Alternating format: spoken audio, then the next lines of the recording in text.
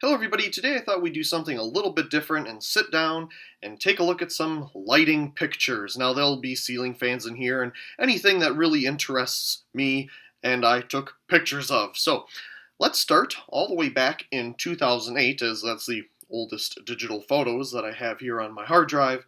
And we'll just slowly work our way up through other videos and whatnot. But I thought we'd start here. So these are all from Florida. Back in 2008, we would go down and visit my grandmother over the winter, and she used to live in Bradenton, Florida, in the Perico Bay Club. And here's a picture of me and her in her Volkswagen Bug. As you can tell, I was absolutely thrilled to be sitting there. We were probably going to go somewhere or something, and my mom wanted to take a picture. And I was just all upset because we weren't going wherever we were going. So, whatever. There I am, and my grandmother. Here's some bird, I don't know what kind it is, but yes, we will get to some lighting pictures, just thought I'd put those at the beginning. So all throughout the Perico Bay Club, which is kind of on its way out to Anna Marie Island, it's full of 13-watt PL fluorescent goodness. Preheat, it was really cool to see them turn on. And this is one of the fixtures that they had throughout the club, and it just has a standard twin tube 13 watt PL bulb in there. A lot of them, as you could tell with this one, it's a little off centered, so it had an Enertron or ProLight PL adapter inside of it. But there was also some that had built-in transformers and ballasts into the fixtures themselves, so I'm sure they'd get either the incandescent version or the 13 watt PL version, and of course they both look the same except for somebody like me that can tell the difference of what type of bulb is in there. And let's see here, this thing's taking a while to load. Here we go. This is one of the Acorn lights that go through the main drive of the club. And at the time, some of them were still incandescent or mercury vapor. I'm not sure what this one is, kind of has an incandescent look to it. But in times after that, they started to switch them out for giant CFLs. But this one looks kind of original. And here is a funny picture. This is a 16-watt preheat GE CFL bulb inside a very small post-top fixture. I remember spotting this on our way to one of the many pools on the property, and I just thought it was so funny that they fit a bulb this big inside of one of these fixtures.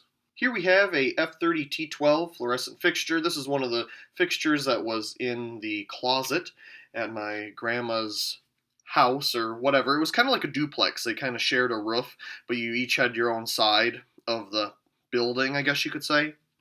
And here's another picture of it. Here's another bird outside.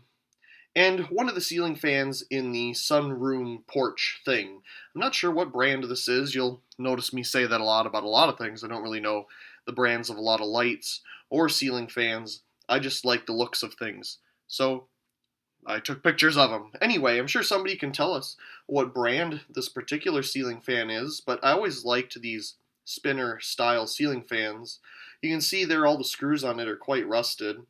And you can also see another ceiling fan further into the house. Here's the one that we were just looking at from the porch, which would be to the right here.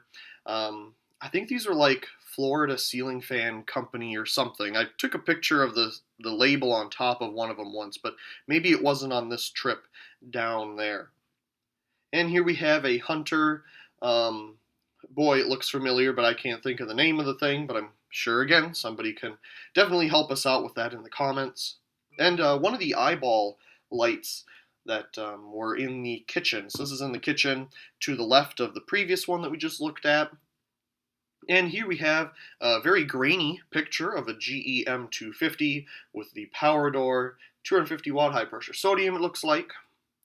And oh boy, who made these? I think it was like Hubble or something. I could totally be wrong. Again, I'd say maybe like 250, judging by the size of the arc tube, could be 400. Again, this picture is really grainy. I think these were taken with a Kodak digital camera at the time, but some of them, like this one, turned out really good.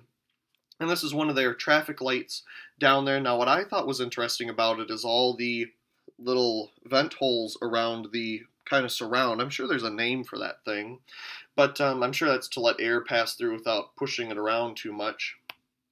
And here we have another one that I always get mixed up is the American Electric whatever and the GE M400. And there's definitely a way you can tell the difference, but I don't even remember off the top of my head. Anyway, it's 250 watt high pressure sodium. Here we have a really cool fixture, and this would be one that I definitely would love to go down and take a look at again. It's green in color, as you can see, and it's on some type of a brown or bronze cap on the top of a concrete pole, it looks like. And you can't really see much because it's lighting up some sand. That's why it's glare on the glass there. But you'll see what it is here in a moment. Here we have some 1,000 watt metal halide lights. Now, I think this was at a store called Bell's or something, if I remember correctly. This is going back a ways. Oh, here we go. Here's some bulbs that I picked up from, oh, it looks like those are from Bed Bath & Beyond for $1. And I do know that the GE and the Westinghouse bulbs came from a local hardware store down there in Bradenton, I do believe.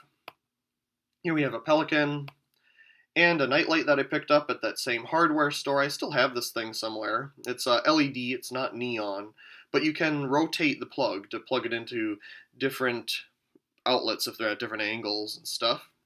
Here we have probably a Hubble or something floodlight. Hubble and Hall of Fame, I always get mixed up, but I think Hubble. And this was lighting up some trees in the middle. It kind of looks like it's metal halide, judging by the little bit of an arc tube you can maybe see there, but that could just be the reflection of the trees for all I really know. Here we have a much better picture of one of those acorn style lights. Maybe it has a different name, but that's the first name that comes to my mind. Obviously it has some type of a plastic refractor cover on it just because of the yellowing that it's experienced. But you can't really see any of the bulb inside, so I'm not sure what this one is, but I'm sure at the time it was still mercury vapor with a wonderful palm tree in the background, so that's kind of a nice picture. Here we have some ceiling fans in their main clubhouse for the property. Again, I have no idea what or who the manufacturer are of these. Here's the second one. It's in the exact same room. You can see some track lighting there in the background. And outside, they had kind of a blue tarp covered area. Looks like these are Hampton Bay something or another outdoor fans. They have what looks to be plexiglass blades. That's interesting. And I always thought these were interesting just because of their pole chain. Look how it comes out at an angle like that. Behind that, we can see some PAR 38 floodlights that light up the area. Obviously, these are in need of some help. And here's another one where the tarp was doesn't look too good, but it's here. And here's one of those floodlight fixtures that light up that outside area. Looks to have a Phillips bulb in it. Another picture of one of the ceiling fans. This one has rounded corners on the ends of the blades. If the first one that we took a look at, if you saw it, had very sharp corners on it. Again, one of the floodlights behind it, and if you look at the bottom of the picture, you'll see one of those post-top PL fluorescent lights. And, well, here's a picture of it.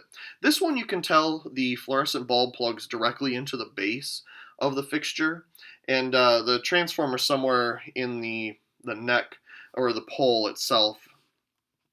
And here's one of the eave lights that they had outside in this same area. And now we're out. Oh, where was this? Oh, this is still on the club grounds that my grandma used to live in. And this is just lighting up a tennis court, I do believe, a palm tree. Here's the resident boardwalk and a bird, and the boardwalk itself, and another bird, and a pelican, and we're out a little ways here. But these kind of things are really cool. I always enjoyed going exploring like this down in Florida. And one of their traffic lights. This one doesn't have that surround on it. Okay, this is interesting. I think this was in a parking lot. It had a hardware store in it. I don't remember what hardware store it was. But anyway, it's a pole. It has lights on the top of it. But halfway up the pole, they put these Regent 175 watt mercury vapor area lights. I'm not sure if they needed more light toward the ground right there, and they didn't want to use the metal halide lights that were up higher, but for whatever reason, they installed these on this concrete pole. They do work. I do remember that, at least back in 2008. I'm sure they've been replaced or something by now. But they worked when I was there. And here's a light on the top of that pole. Looks like it's 400-watt metal halide of some sort. And boy, I don't remember where this was, but I always loved these clusters of streetlights in parking lots and stuff. These look like they're ITT or American Electric or something. Again, I can see the model in my head, but I don't remember what it is. I guess this is a really good time for you to find out that I really don't know much about the models of lights. I just love the designs of them. And here's a closer up picture of one of them. Again, very grainy. If I took the time to focus this camera right, it would work, but whatever. Oh, here's a picture of my grandmother and myself. Now, I believe this is at the same place that has those lights that I said we'd take a look at a little further down here, so maybe we're getting close to that. And here's a 100-watt high-pressure sodium, probably American Electric, something or another. What is it, a 115 or a 113 or something like that? Again, I'm sure everybody would be more than helpful in correctly identifying the model in the comments down below. But as you can see, the ocean, or the what would that be? That's the Gulf Coast, the Gulf of Mexico, or whatever on that side. Definitely takes a toll on the paint of these fixtures. Here we have another one. This one was in an alley, I do remember. And it has some type of sticker on it, keep turtles something. I can't really read the rest of it. Obviously 100-watt high-pressure sodium. And here is that fixture yet again. As you can see, it looks to be 180-watt low-pressure sodium. This is awesome, and I'm so glad that this picture came out so good, because you just don't see this kind of stuff anymore, and it's such a unique fixture. I do believe a long time ago I was curious enough to look up the manufacturer of these. I don't remember who it was, but being right on the beach, low-pressure sodium light like this is very important for the wildlife, and the turtles probably is what that last sticker was. So they can breed and do all that kind of stuff without being disturbed by the regular lighting. So again, an awesome application for low pressure sodium. Now, if my remembering is correct, that's what the low pressure sodium is for on the beach. Here we have some pink birds, some metal halide, shoebox, parking lot lights. Boy, they look like they've seen some things, haven't they? And some Hubble, what are these, like RLGs or something like that? They look like they're 250 watt something or another. It's kind of grainy, can't really tell. Oh, here we got a closer up picture of a very grainy thing. It could be 400, I don't really know. Here's some smaller shoe boxes. Looks like they've been painted at one point. The paint's coming off, showing its original color, I assume. And yet another shoe box. Can't really tell what bulb is in that. Looks like we're going over one of the bridges, probably out to Anna Maria Island. And here's that. What would these... I know I just said it earlier. They're either 16, 17 watt GE preheat CFLs. Another picture of the same one. At least I think it was the same one. It was the only one that I ever saw like this. And yeah, it's just a different picture of it. Here we have one of the replacements that they were slowly replacing the 13 watt PL ones with when they went bad. This one just has a standard 13 watt CFL in it.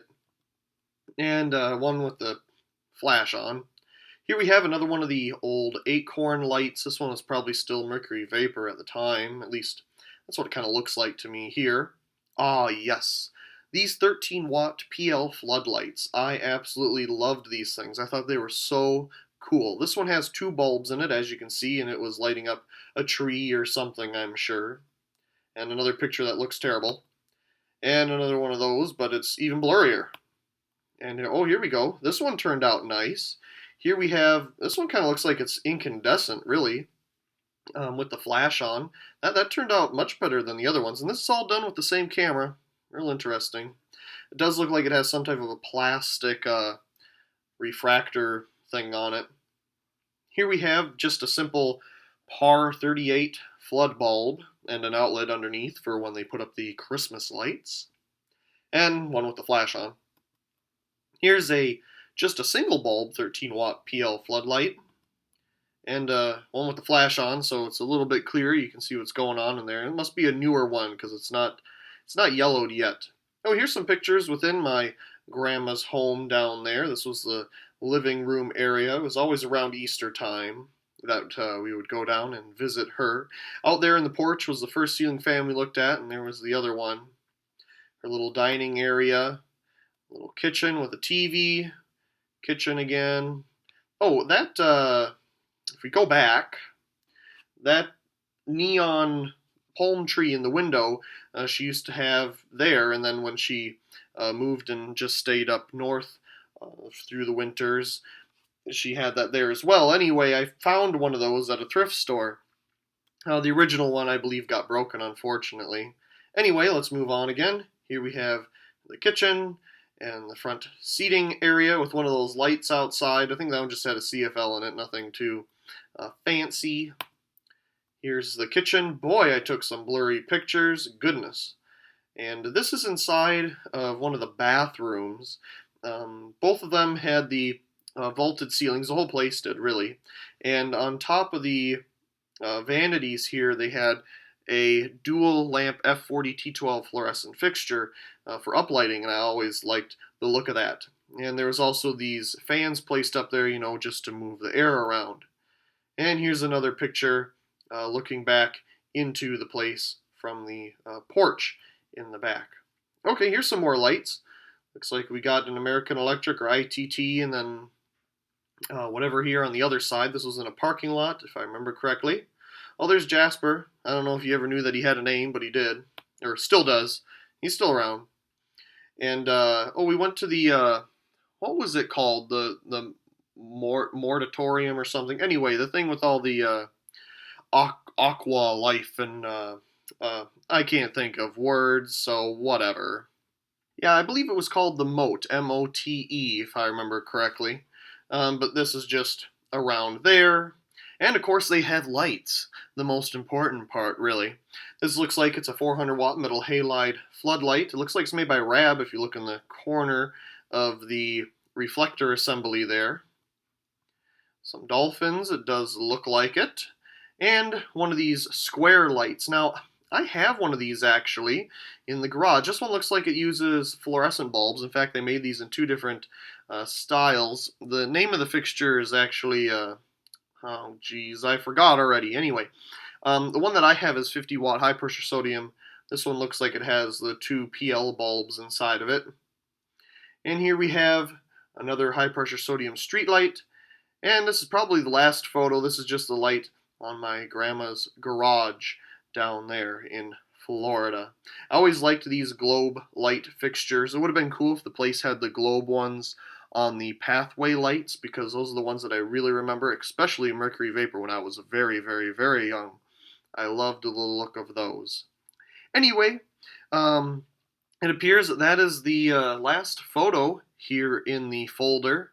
So I really do hope you enjoyed this different type of video format. Please let me know what you think about it in the comments down below. The one thing that I do think needs to be improved upon is the audio quality. In fact, I tried using my original the 2019 MacBook Pro that I have, but the fans just ramp up on that thing, and then all you hear is fan noise. So what I'm using right now is this 2015 11-inch MacBook Air, because I don't think it has a fan in it, so you don't have to hear fan noise constantly. And that seems to be fine, but the parts that I was listening to, you definitely doesn't sound as high-end quality. So maybe I'll get a microphone or something. Anyway, I really do hope you enjoyed this video, and also please comment, rate, share, and subscribe. And thank you very much for watching.